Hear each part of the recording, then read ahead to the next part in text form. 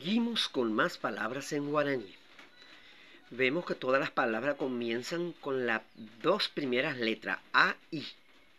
Todas las palabras A y la I. Entonces empezamos. 1, aime, estar. 2, aipichay, pellizcar.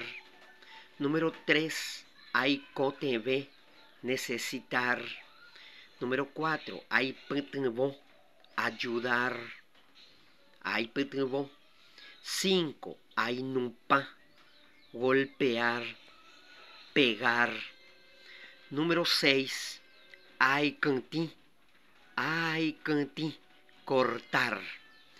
Ahora vamos a ver de estas palabras unas bonitas oraciones. Número 1, aimeche año, estoy solo.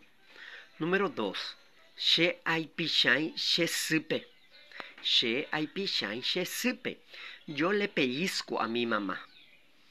Número 3, she aikote vendereje, yo necesito por vos.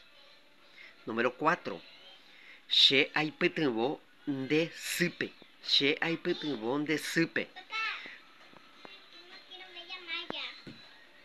yo le ayudo a tu mamá. Número 5, sheru oinupa pecurepe, mi papá le pegó al chancho.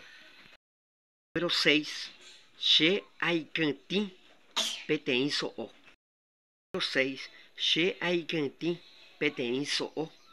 Yo corté una carne. Gracias.